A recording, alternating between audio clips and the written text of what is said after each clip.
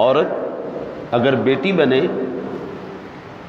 تو گھر خوشیوں کا گہوارہ بن جاتا ہے، بہن کے روپ میں سامنے آئے تو بھائیوں کی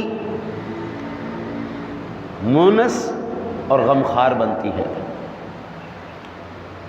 بیوی کے رنگ میں مجسم ہو تو گھر کو جنت بنا دیتی ہے، ماں بن کر نمودار ہو تو جنت اس کے قدموں میں آ جاتی ہے۔ عورت کا ہر وہ روپ جو اسلام نے اس کو دیا ہے وہ ایک نرالا ہی روپ ہے۔ دنیا کی رنگ امیزی کی وجہ جو شاعر اقبال نے کہا تھا، وجود زن سے ہے تصویر کائنات میں رنگ، گویا کائنات کی رنگینی صنف نازک ہی کی بدولت ہے۔ زندگی میں دلکشی عورت ہی کے دم قدم سے ہے، مگر شرط یہ ہے کہ عورت اپنے نام کی اور اپنے کام کی لاج رکھ لے، اس کی خوبصورتی، دلکشی، نزاکت کس وقت ہے؟ جس وقت وہ لفظ عورت کو سمجھے، لفظ عورت کو سمجھے،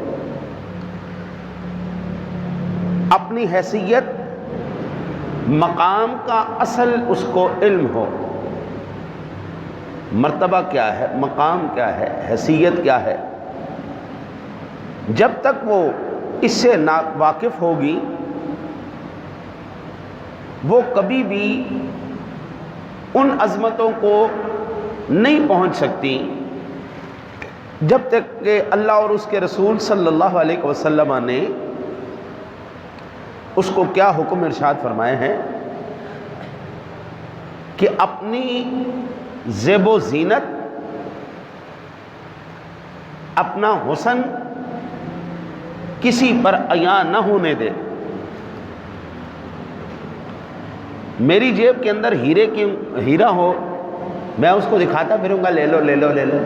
آج تو دنیا ویسی بڑی خوفناک ہے، آج میں پیسہ وہ چھین لیتی ہے، اچھا موبائل وہ چھین لیتی ہے، اور قیمتی چیز ہو وہ بندہ سب کو دکھاتا پھرے گا۔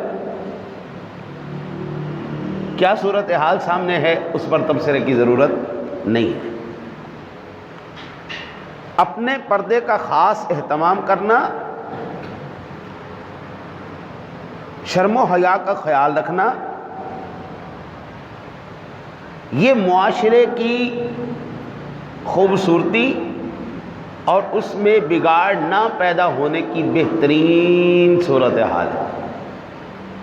وہ اپنے پردے کا خیال رکھے، اخلاق کا خیال رکھے، معاشرے میں بگاڑ نہیں پیدا ہوگا۔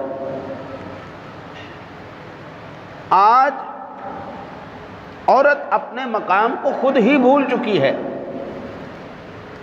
آج مطالبے وہ کیے جا رہے ہیں جو وہ خود ہی نہیں جانتی میں مانگ کیا رہی ہوں، اس کو اس بات کا احساس ہی نہیں ہے کہ ہم جو مطالبہ کر رہے ہیں یہ مطالبہ کیا ہے۔ رب کعبہ کی قسم ہے، اسلام سے پہلے عورتوں کا کیا حال تھا یا عورت کیا سمجھی جاتی تھی، آج میں جب آپ کے سامنے رکھوں گا تو آپ حیران ہو جائیں گے کہ یہ لوگ عورت کو سمجھتے کیا ہیں۔